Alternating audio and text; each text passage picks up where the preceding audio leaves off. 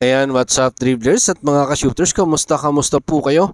Pag-usapan po natin ang posibilidad na maging problema po ng ating kasalukuyang 12-man player na binuo ni Coach Tim Cone dito po para sa ating koponan na Gilas Pilipinas. Ito po ay posibleng mangyari lang mga ka-shooters to. Hindi po natin sinasabi at gugustuhin mangyari itong mga bagay na to. Matapos po nating i-like itong video ito ay pag-usapan po natin yan. Share, comment down below, and don't forget to subscribe and hit that notification bell button para updated po tayo sa ating mga video. Mga ka-shooters, ang problema nga po ng ating Gilas Pilipinas sa kasalukuyan, ito pong 12-man player na binuo ni Coach Tim Cone. Ang maganda po rito, sabi ko nga sa nakaraang kong video, lahat po ito versatile player.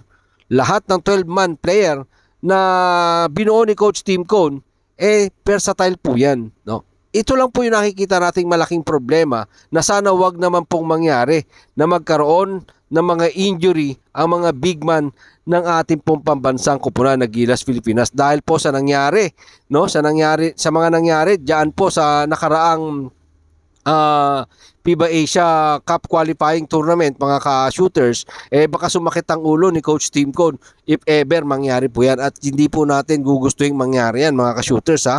Hindi po talaga natin gugustuhin na mangyari etong mga bagay na ito, no, dahil hindi po talaga maganda para po sa ating koponan na magkaroon ng injury. Itong mga katulad ni na Junmar Fajardo, AJ Edu, nakita naman po natin na sa unang window ng FIBA Asia Cup qualifying tournament, pansamantala nga pong pinalitan ni Japet Aguilar ang mga nasabing manlalaro. Noong nakalaban po natin ang Chinese Taipei, 10 manlalaro lang ang nakapaglaro para po sa ating pambansang koponan na Gilas Pilipinas. Nagkaroon nga po ng aberya si power forward at small forward Jamie Malonzo ng Barangay Ginebra, San Miguel.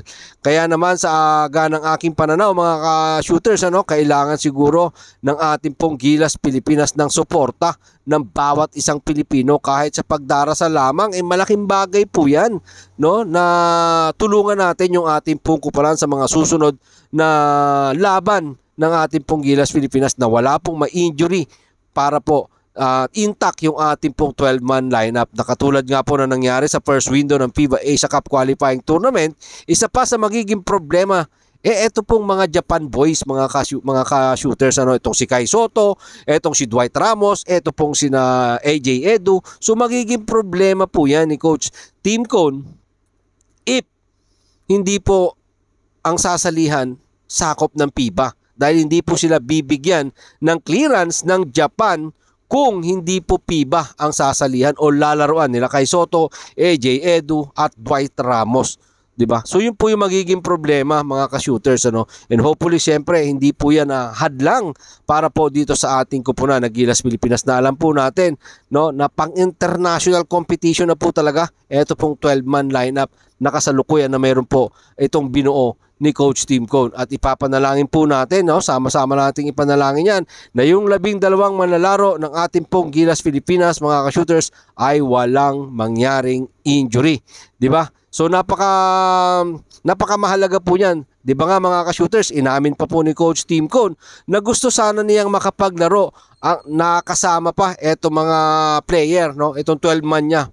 Pero ang problema nga po, hindi nga kasi niya kontrolado ang lahat. Inamin nga po yan mismo ni Coach Tim Cone sa ulat ni Romel Puertes Jr. ng Inquirer. Gusto nga daw po niya na maglaro pa sana ang team matapos ang FIBA Asia Cup qualifying tournament, kahit ilang araw pa sana. Pero sabi nga niya hindi pwedeng mangyari kasi babalik na nga ang mga player sa kanilang mga mother ball club. Kasi nga gusto ni Coach Tim Cone, no, na mas makabisa ang sistema na kanyang mixed triangle offense, di ba?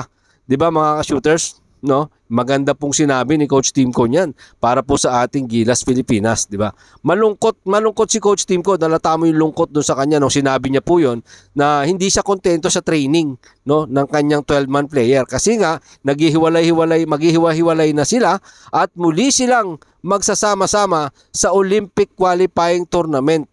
Ito nga ang sinabi ni SBP Executive Director Erica D sa ulat naman ni Ivan Swing ng Daily Tribune. Muli kaming magsasama-sama baka last week ng June or June 22 dahil magsisimula nga ang Olympic qualifying tournament sa July para sagupain ng ating pong kupunan na Gilas Pilipinas ang Latvia, Georgia at take note mga ka-shooters ha. 10 araw lang po maghahanda ang ating kupunan, di ba? So napakaikling preparation ang mangyayari sa ating pong Gilas Pilipinas. Muling magsasabak, no, 4 na buwan mula ngayon. Ito pong ating Gilas Pilipinas diyan po sa Olympic Qualifying Tournament at meron silang 10 araw na paghahanda. So yan ang problema. Kulang ang araw, kulang ang pagsasama-sama. Even si Coach Tim Cone talagang nabibitin sa muli nilang pagsasama-sama ng kanyang kupunan na Gilas Pilipinas. So mga ka-shooters, yun ang panalangin. Walang may injury para po sa ating pambansang kupunan na Gilas Pilipinas. Marami pong salamat sa inyong panonood. Ano man po ang inyong maging opinyon, pag-usapan po natin dyan sa comment section. Ingat and God bless everyone. Adjourn!